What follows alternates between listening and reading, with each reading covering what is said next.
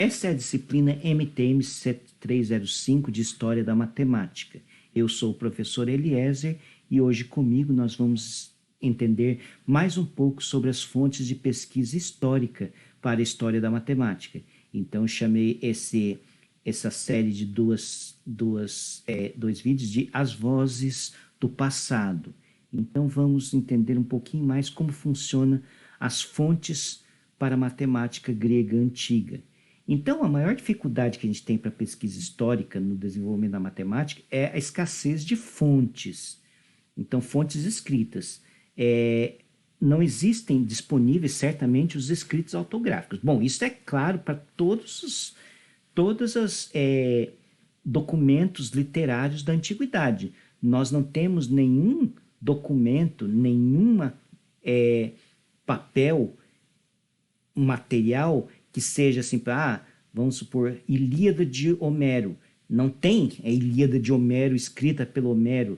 A Bíblia mesmo, assim, a Bíblia, os escritos mais antigos que nós temos datam de praticamente o ano zero, o ano um pouquinho antes, assim, algumas décadas antes da nossa era comum, que foram achados na década de 40 na região de Qumran, perto do Mar Morto, e esses são os exemplos mais antigos de manuscritos bíblicos e que certamente já são séculos posteriores aos escritos originais.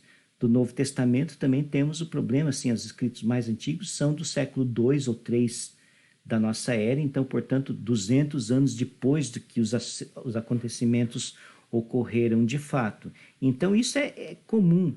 Não existe escritos autográficos de documentos e obras literárias da antiguidade. Então a gente tem cópias de cópias de cópias, e algumas que chegam até nós já são datadas de pelo menos 1000 anos após a composição da obra original.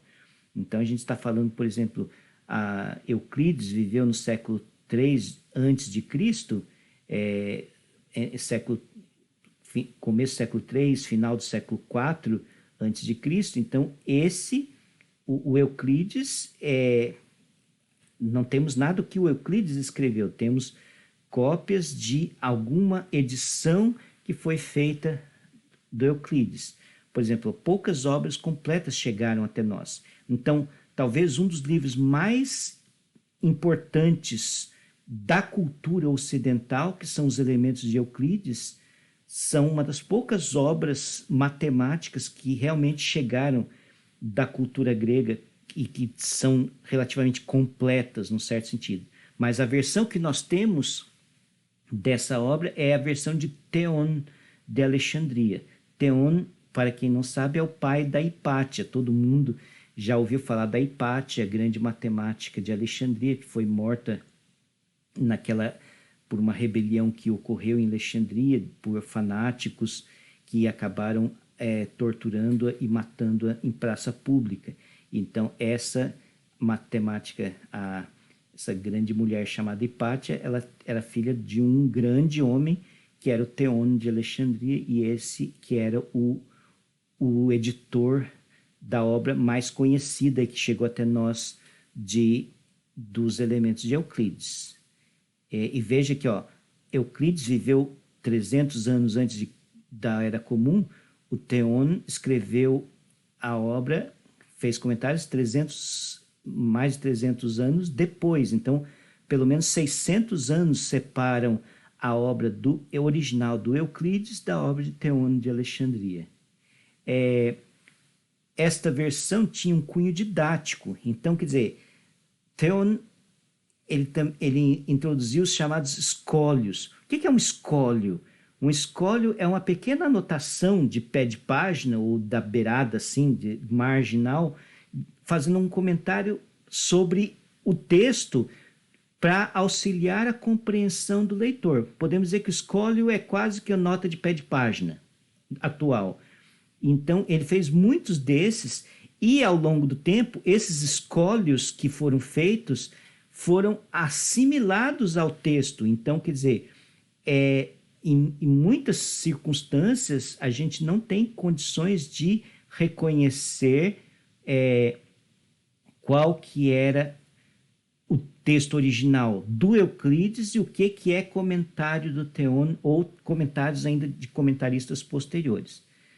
Por exemplo, o fragmento mais antigo existente dos elementos de Euclides é esse papiro aqui, com esta proposição, que é uma proposição do livro 2 de Euclides, que trata sobre a álgebra geométrica, e é de aproximadamente 100 depois, quer dizer, 100 da nossa era comum. Então,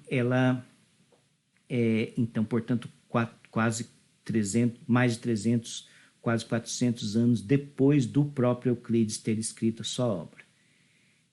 Então, assim, os elementos teve uma tradição para o latim por Boétius no século V, mas essa obra também não foi preservada. A gente sabe que existiu por outros comentaristas que comentaram sobre essa obra, mas a tradução para a língua árabe, quer dizer, principalmente assim, vamos entender por que aconteceu problemas na transmissão do Euclides na Europa, que a partir de 476 o Império Romano Ocidental ele deixou de existir. Então ele foi subdividido por muitos povos que invadiram aquela região da Península Itálica, da Península Ibérica e da Europa Central. Então quem trazia uma certa unidade alguma unidade civilizacional e cultural era a Igreja Católica Romana, que trazia uma certa unidade dentro daquela sopa cultural que virou a Roma depois do fim do Império Romano.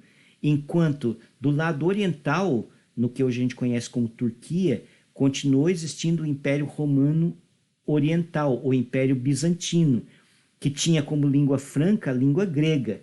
Então, em Constantinopla, que era a capital do Império Bizantino, ainda continuava tendo uma certa, mesmo depois da destruição das bibliotecas de Alexandria, em Constantinopla ainda tinha um grande acervo de obras da antiguidade escritas em grego. Então, a obra dos elementos em grego foi preservada. E os árabes, a expansão islâmica começou a partir do século VII da nossa era comum, então expandiu tanto em direção ao norte e foi reduzindo cada vez mais o poder territorial do Império Bizantino e se expandiu pelo todo o norte da África e Península Ibérica. Então, foi uma expansão muito rápida, em poucas décadas teve uma expansão territorial imensa. O Império Islâmico, os vários califados islâmicos, e aí o que aconteceu? Muitas obras em grego que existiam em Constantinopla vieram a fazer parte do acervo do mundo árabe, e houveram traduções para a língua árabe de obras clássicas gregas. E a obra do Euclides foi traduzida por esse cidadão chamado Harun al-Rashid por volta do ano 800. Então, a matemática grega estava mais bem preservada do lado árabe, escrita em árabe, do que propriamente... Quer dizer, tinha as obras em grego, que estavam lá em Constantinopla, basicamente, mas as obras em árabe, elas conseguiram entrar na Europa pela Península Ibérica. Então você conhecia não só a matemática, mas os filósofos. Aristóteles, o grande filósofo grego, muitas obras de Aristóteles tinham se perdido. Na Europa não se conhecia, só se conhecia a versão em árabe que existia na Península Ibérica. Então a primeira tradução para o latim na Europa foi feita por Adelard de Bath em 1120 da nossa era, a partir de uma versão árabe, não a partir do grego. Então, a primeira tradução do latim foi feita a partir da versão árabe dos elementos. E a primeira versão impressa na Europa foi feita em 1482, baseada numa outra versão de 1260, em latim, e somente em 1808 esse francês François Peyrard encontrou na Biblioteca do Vaticano uma versão manuscrita em grego dos elementos de Euclides, datada do ano 900. E esse manuscrito ele é importante para as traduções mais modernas. Então, ele serve como sendo um paradigma para a crítica textual em relação, assim, porque existiam várias versões, e essas versões ou eram baseadas numa tradução do árabe ou do latim. Tinha algumas, obviamente, pedaços, fragmentos que tinham sobrevivido do grego e estavam na Europa, mas aí uma versão completa em grego e tão antiga, do ano 900, não existia, não tinha esse conhecimento de uma versão assim. Então essa versão passou a ser o paradigma para as bases das edições mais modernas do Euclides. Atualmente, a versão que a gente tem do Euclides, os elementos, é a versão de Sir Thomas Heath, que é do século XIX. Então, é uma versão comentada, amplamente comentada, que, além do texto dos elementos, também assimilou muitos dos comentários de Papos, de Próculos. Então, é uma versão assim imperdível. Então, para quem realmente quer saber tudo sobre os elementos, a edição de Sir Thomas Heath continua sendo a versão mais importante dos elementos. A obra de Arquimedes também, Arquimedes, que foi talvez o matemático mais importante da antiguidade clássica, dispõe de uma pouca variedade de fontes. Então, a primeira coletânea dos trabalhos de Arquimedes se deve a Isidoro de Mileto, que viveu em 530 da nossa era. Então, mais ou menos uns 700 anos, que Arquimedes viveu no século III, então 200 e pouco antes da nossa era comum. E esse Isidoro viveu em 500 e pouco, depois já na nossa era. Então, 700 anos separa a obra original de Arquimedes das fontes mais antigas que a gente conhece. E outra fonte também, com comentários, é devida a Eutócios, já no século VI. A primeira tradução para o árabe foi feita por Thabit ibn Qurra, isto no século IX, né? Esse cara morreu no começo do século X, então provavelmente essa tradução foi feita ainda no século IX. E as traduções por latim foram feitas por Gerard de Cremona e por William de Murbeck, que foram as primeiras traduções. Então veja só as datas, século XII, século XIII, e a primeira edição impressa foi feita em Basileia em 1544. Então isso é o que se tinha de Arquimedes. Mas aí um evento extraordinário aconteceu no começo do século XX, quando esse professor dinamarquês Johan Ludvig Heiberg visitou Constantinopla. Constantinopla hoje é Istambul, que é a cidade mais importante da Turquia. A capital da Turquia é Ankara, mas a cidade mais importante, mais relevante da Turquia continua sendo Istambul. E foi feita a descoberta de um palimpsesto do século XIII, um volume de 174 páginas de um pergaminho que continha vestígios de um manuscrito do século X com as obras de Arquimedes. O que é um palimpsesto?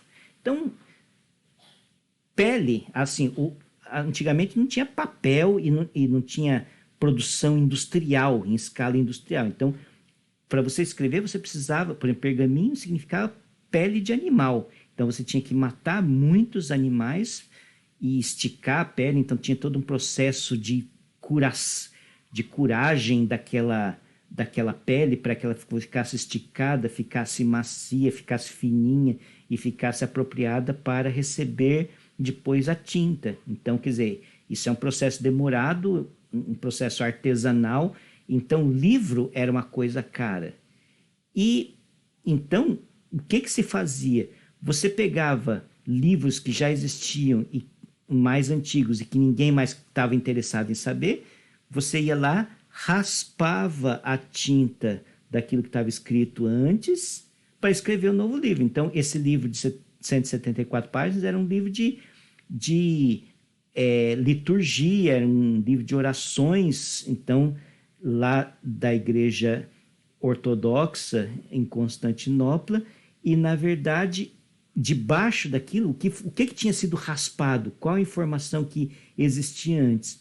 Um manuscrito em grego contendo toda a obra de Arquimedes. Isso foi uma descoberta fantástica. Então, aqui o palimpsesto, aqui dá para você ver que tem uma coisa escrita na vertical e uma coisa escrita na horizontal, e é exatamente isso. Uma dos dois textos é o texto que estava por cima, né? O texto que é o que você via, e por baixo aquele texto apagado. Apagado, eles raspavam com um estilete, com uma faquinha, iam tirando a tinta, né, do que existia, mas ainda ficavam as marcas. Então você consegue enxergar a escrita do que está por baixo com ultravioleta, com raios X. Então isto é uma forma de, assim, você precisa de tecnologia. É complicado você conseguir ver uma coisa que estava apagada e há séculos, e tinha sido outra coisa tinha sido escrita em cima, mas mesmo assim isso conseguiu se recuperar grande parte do que estava escrito, e se descobriram obras que se sabiam que existiam, porque outros comentaristas na antiguidade tinham falado sobre essas obras de Arquimedes, mas ninguém nunca tinha visto, e de repente apareceu. Nesses palimpsestos tinham obras inéditas no sentido assim que todo mundo sabia que tinha, porque sabiam que o Arquimedes tinha feito, mas ninguém nunca tinha visto, porque não tinha sobrado nenhuma desde a antiguidade. Então isso foi um verdadeiro milagre que ocorreu nos tempos atuais. Hoje esse manuscrito faz parte do Walter Art Museum em Baltimore, nos Estados Unidos. Então foi realmente uma das grandes milagres que ocorreram na história da documentação da matemática antiga, e que ocorreu no começo do século XX. Agora, eu falei de Arquimedes, falei de Euclides. O que aconteceu? Porque Euclides não foi o primeiro matemático grego. Foi o primeiro, assim, ele é o autor de uma das obras mais antigas que foram preservadas de cunho matemático. Mas Tales de Mileto e Pitágoras e tantos outros, Eudóxio de Quinido, Hipócrates de Quios, Arquitas de Tarento, todos esses nomes vão aparecer em breve, Zenão de Eleia, todos esses nomes vão aparecer, e eles são importantes, eles fizeram coisas importantes antes de Euclides. E nós só sabemos deles a partir de obras de comentaristas posteriores. Então, o primeiro a escrever uma história da geometria foi Eudemos de Rhodes, que viveu no século IV, antes da nossa era comum, e ele foi um discípulo de Aristóteles. Mas mesmo a gente sabe que Eudemos existiu e que escreveu uma obra, porque outros comentaristas posteriores falavam, porque a obra de Eudemos mesmo também não chegou até nós. Então a gente só sabe da obra de Eudemos de Rhodes, e portanto a gente sabe que existiram outros matemáticos brilhantes, fantásticos, com ideias magníficas, por causa de comentaristas como Papos de Alexandria, que viveu no século final do século III até a meados do século IV, e Próculos, que viveu no século V. Então, Próculos, que nasceu em Constantinopla, também teve uma passagem por Alexandria, mas morreu em Atenas. Esse filósofo neoplatônico grego foi um dos que escreveram comentários sobre a obra de Euclides e sobre Eudemos. E por causa dele nós sabemos que existiu esse tal de Eudemos, e que sabemos que existiram tantas pessoas maravilhosas com ideias fantásticas, e que hoje não saberíamos se não fossem esses comentaristas. Mas de qualquer forma, veja só que essas vozes do passado quase foram silenciadas, a não ser por algumas testemunhas que viveram muito, mas muito tempo depois. Muito obrigado a todos pela atenção, e nós nos encontramos na próxima.